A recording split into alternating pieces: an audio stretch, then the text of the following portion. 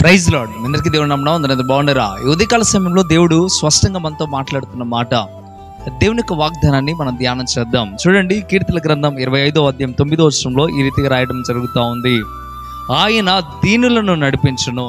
ఇక్కడ దేవునికి వాక్యం చెప్తున్న మాట ఏంటయ్యా అంటే, దేవుడు, ఆయన అనగా దేవుడు దీనులను నడిపిస్తాడు. దీనుడు అనగా అర్థం ఏంటంటే వినయము గలవాడు అని అర్థం. ఎవరైతే దీనుడిగా ఉంటాడో అంటే వినయము గలవారిగా ఉంటారో వారిని దేవుడు నడిపిస్తాడు.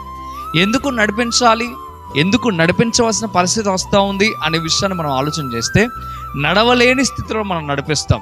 దేవుడు కూడా దీనుడని అలాగే వినయము గల వాడిని ఏం చేస్తాడయ్యా అంటే నడిపిస్తాడు.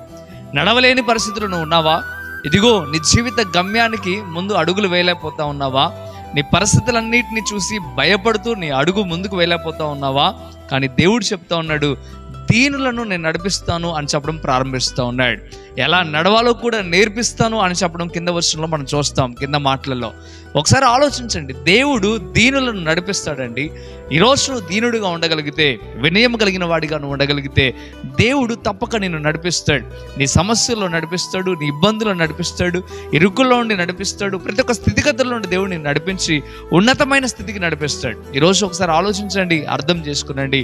దీన మనసు నీకుంటే, దీనుడిగా నువ్వు జీవించడం ప్రారంభిస్తే, వినయం కలిగిన వాడిగా నువ్వు ఉండటం ప్రారంభిస్తే, దేవుడు నిన్ను ఎలా నడిపించాలో అంత చక్కగా దేవుడు నిన్ను నడిపిస్తాడు. ఈరోజు ఒక ప్రశ్న నీ హృదయానికి వేసుకో, నీవు వినయం కలిగిన వాడిగా ఉన్నావా, దీనుడిగా ఉన్నావా? ఒకవేళ దీనుడిగా వినయం కలిగిన వాడిగా లేకపోతే నిన్ను దేవుడు నడిపించాడు. స్పష్టంగా దేవుడు చెప్తున్నాడు, దేవుడు నిన్ను మాత్రం నడిపించాడు. ఎక్కడైనా వినయం కలిగిన వాడిగా ఉండు. వినయం కలిగిన వాడు తప్పక దేవుని మాట వింటాడు. వినయం కలిగిన వాడు తప్పక దేవుని మందిరానికి వెళ్తాడు. వినయం కలిగిన వాడు దేవునికి ప్రార్థన చేస్తాడు.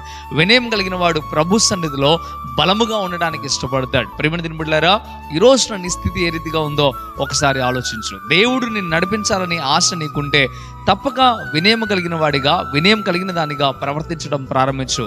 దేవుడు ఈ వాగ్దానం నీ చేతులు నెరవేర్పు కలుగు చేయాలని దేవుడు ఆశిస్తూ ఉదయకాల సమయంలో దేవుడు నేరుగా తేటగా నీతోనే మాట్లాడటం ప్రారంభిస్తూ ఉన్నాడు. నేను కోరుకుంటున్నా, మిమ్మల్ని దేవుడు నడిపించాలని, ఉన్నతమైన స్థితికి నడిపించాలని నేను ఆశపడుతూ ఉన్నాను. నీకు కూడా అలాంటి ఆశ ఉండినట్లయితే ప్రభు సన్నిధిలో ప్రార్థన చేయి. ప్రభువా, నేను వినయం కలిగిన వాడిగా ముందు కొనసాగాలనైనా అటువంటి కృప నాకు దయచేయండి, మీ సహాయం నాకు అవసరం ప్రభు అని దేవుడిని అడగండి. దేవుడు తప్పక మేలు చేస్తాడు. మీ కొరకు ప్రార్థన చేస్తాను. కళ్ళు మూసుకోనండి, ప్రార్థనలు ఏకీభవించండి.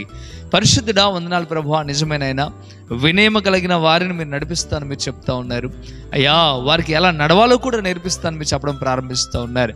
ఏ బిడ్డలైతే వినయం కలిగి ఈ మాటలు వింటున్నారో వారి పట్ల మీరు గొప్ప మేలు చేయమని బ్రతిమలాడుతూ ఉన్నాను. ఒకవేళ వినయము లేకుండా అయ్యా నీ మాట వింటా ఉన్నారా? ఈ దినము మొదలుకొని వినయము కలిగి ముందు కొనసాగుటకు సహాయం దయచేయండి. బలము చేత, కృపచేత నీ బిడ్డలు నింపండి. నీ వాక్యానికి లోబడి ముందు కొనసాగుటకు సహాయం దయచేయండి. ఉదయకాలపు వాగ్దానాన్ని వారి జీవితంలో నెరవేర్పు కలుగు చేయమని, కృపా కనికరం చేత నింపి బలపరిచి స్థిరపరచమని యేసయ్య నామములో మిక్కిలి బతిమలాడి వేడుకుంటున్నాము తండ్రి. ఆమేన్, ఆమేన్. ప్రియమైన బిడ్డలారా, ఇంతవరకు దేవుని మాటలు విన్నారు. విన్న మాటల ద్వారా దేవుడు మీతో మాట్లాడినట్లయితే తప్పక కృపా TV India YouTube channel subscribe చేయండి. అంతేకాకుండా ఈ వీడియోని మీరు లైక్ చేయండి. మీరు వాక్యం ద్వారా నేర్చుకున్న మాట, లేకపోతే మీ సమస్యని, మీ కష్టాలని, బాధల్ని కింద కామెంట్ రూపంలో తెలియచేయండి. మీ కొరకు మేము అందరం ప్రార్థన చేస్తాం. మీరు కామెంట్ చేయగలిగితే మేము తప్పక ప్రార్థన చేయడానికి సిద్ధంగా ఉన్నాం. అంతేకాకుండా ఈ వీడియోని కొంతమందికైనా షేర్ చేయడానికి సిద్ధపడండి. ఎందుకయ్యా అంటే, ఇదిగో అనేక మంది ఓదార్పు లేక, దేవుని మాట లేక ఎంతగానో కృంగిపోతున్న వారు ఉన్నారు. వారందరినీ మీరు బలపరిచిన వారు అవుతారు. ప్రభు మిమ్మల్ని, మీ కుటుంబాలను దీవించి ఆశీర్వదించును గాక. ఆమేన్. God bless you.